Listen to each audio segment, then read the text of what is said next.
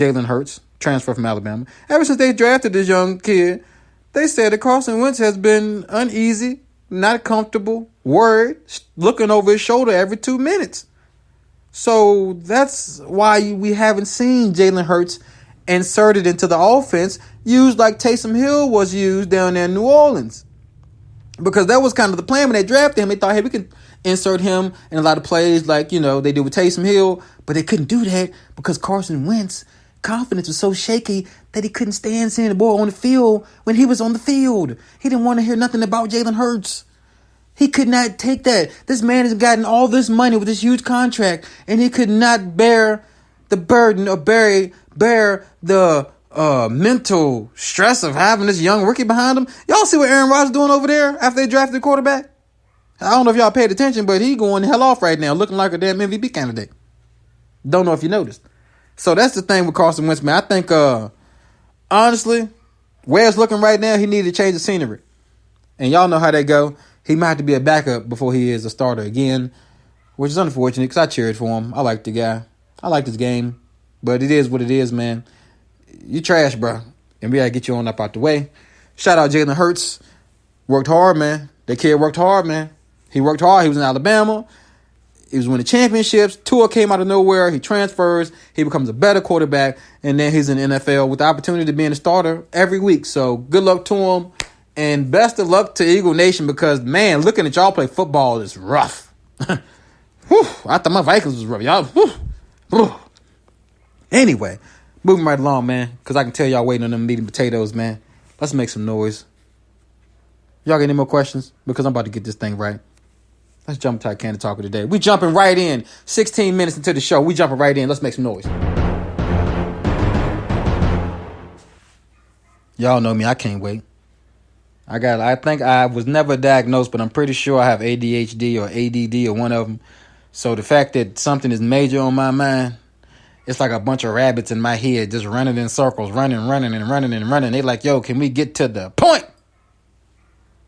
Can we get to Mr. Dick Gregory, man? And I think it's time, y'all. Now, as my setup crew sets up the sound and audio and all that good stuff, I'd like to give y'all a little backstory on why I particularly got a lot of love for this man. And, I was very saddened when he passed away. Y'all got to look at this thing, man. This man came about, he was born in 1932, okay? Born in the 30s. He was born a young, you know the story, young poor kid growing up in the racist society. And he always had a knack for comedy through it all. Because, if you really research comedy, you will learn that comedy comes from pain. You will learn that a lot of comedians out here have been through a lot of pain, a lot of trauma. And our best way, including me, because I've been through a lot of pain in my life. I've been through poverty. I grew up in a broken home with just my mom and hoping the lights stay on and my brother. And you know what I'm saying? And I've been through all that. And that's where I think my pain was, and where you just learn how to turn pain into into comedy. You learn how to turn it into something else. You use it fuels you, and you can use it to point out things that you may not get to point out by just talking regular to somebody. It's amazing how someone will listen to you more if they laugh. Isn't that something? You didn't think about that, did you? When you laugh at someone, you give them your attention. You give them all of that you have in that moment. So if I can get you wide open and laugh, I can insert information. I can insert a fact in there. I can insert, through this joke, I can point out systematic racism. Or through this joke, I can point out how the government system is a freaking joke. Like I can point out every different thing. Like if I can get you to laugh. Isn't that something? Dave Chappelle uses it all the time. Dave Chappelle out here giving messages, but he uses comedy because he knows that he can get your attention and lock you in. If I you can go to a seminar and listen to someone speak, and you may or may not be engaged. You may or may not be engaged into what they're saying. But if they make you laugh, all of a sudden you're engaged just off of the laugh, and all of a sudden your mind is open, and that's why comedy is a very strong way of communicating. And that's why someone like Dick Gregory, he broke so many barriers, y'all. He overcame so much, and I just want to just dive right in, and let's just listen to, we're going to go through some clips. We're going to listen to CNN speak on his death, and we're going to get some little backstory for my listeners out there who don't know who he is. You will learn today, and I'm telling y'all sitting at home, y'all YouTube, y'all getting y'all phones and all that, and after the show, you can just spend hours on looking up his material. But let's jump right on in to the life and death of Dick Gregory. Breaking political activist and comedian Dick Gregory passed away this weekend at a hospital in Washington, D.C. He was 84. Here's Roxana Saberi. For Dick Gregory, comedy was more than about making people laugh. If them cops that's shooting your children, if they shot dogs like that, white folks would burn the police station down all over the world. Huh? He began breaking barriers by appealing to white crowds with witty remarks about racism in America. But there are a lot of good advantages to riding in the back of a bus. Next time you get on the bus, you knows where that emergency door is located. A native of St. Louis, Missouri, Gregory's first big break as a comedian came in 1961 when he filled in at Hugh Hefner's Playboy Club in Chicago. Gregory went on to become a national sensation. The Tonight Show with Jack Parr had him on as a guest, but as Gregory told CBS Sunday Morning this June, that was only after he demanded to be invited to sit for a chat. White comics could sit on the couch. A black comic couldn't. Are you a good audience tonight? And treat me nice, because with President Kennedy's new housing bill, I might be your neighbor now. Gregory soon moved his activism from the stage to the streets to rally for civil rights and against the Vietnam War and police brutality.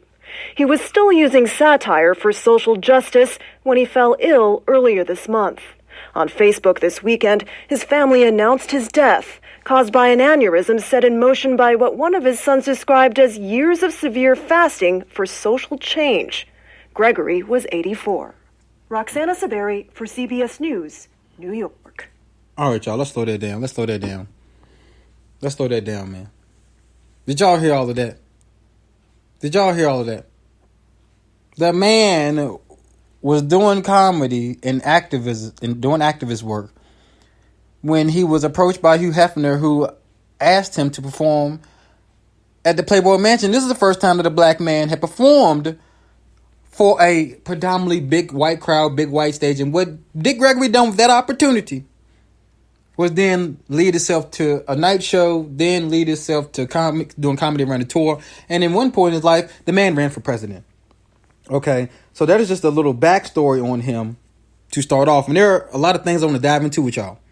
I want to dive into what he was saying. He spoke on Malcolm X, on warning Malcolm X the day that Malcolm was going to die. And he also spoke on Michael Jackson. He spoke that, he was friends with Michael. He was around Michael Jackson before he died. And he speaks on what really happened with Michael Jackson from his account. But I think what is very interesting, where I want to start off here, is what he said about Malcolm X. So if y'all are ready for that, let's listen to Mr. Dick Gregory speak on Malcolm X.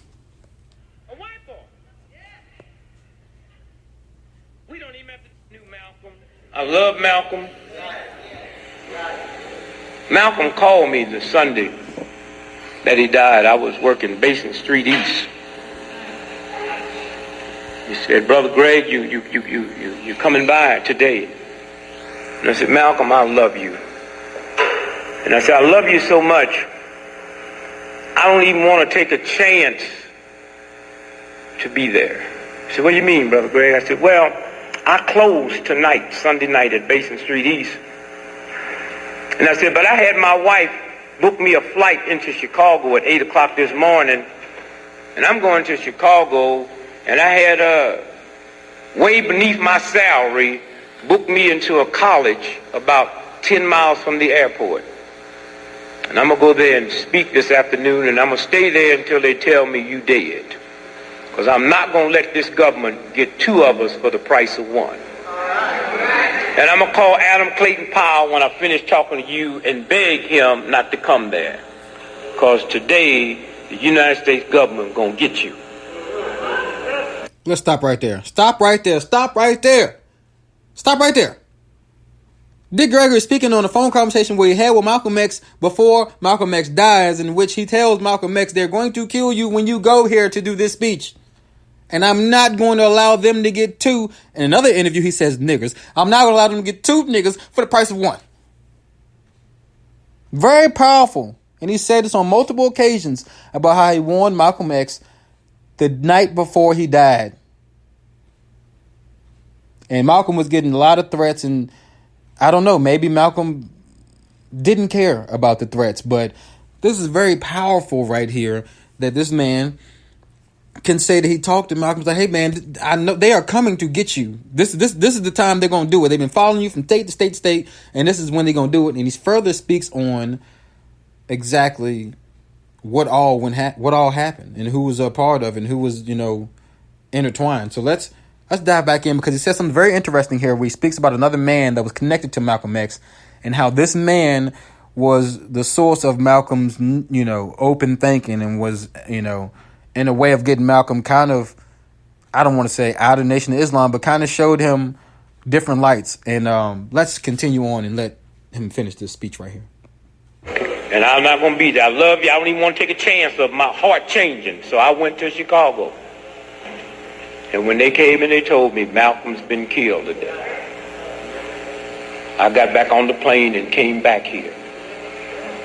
Malcolm was killed because of another brother named DePinto. Did y'all catch that? He was killed because of another brother named DePinto. Researchers, all my people at home, Rodney, all y'all, research it. People thought he was African, but he was East Indian. He was born in Nairobi. He's the one that changed Malcolm's head from black nationalist to Pan-Africanism and made that connection from here to there. And the government said, we can't let this happen. He's the one that persuaded Malcolm when he went to Africa and stayed 7 weeks and met with all the real leaders. And then he's the one that discussed with Malcolm of bringing racism to the doorsteps of the UN.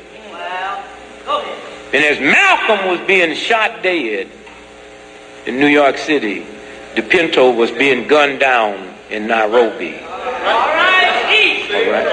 Same time. All right. Same time. So don't tell me about no black Muslims. That's a fact. The same time. Same time. Malcolm was being gunned down. Now, let me finish this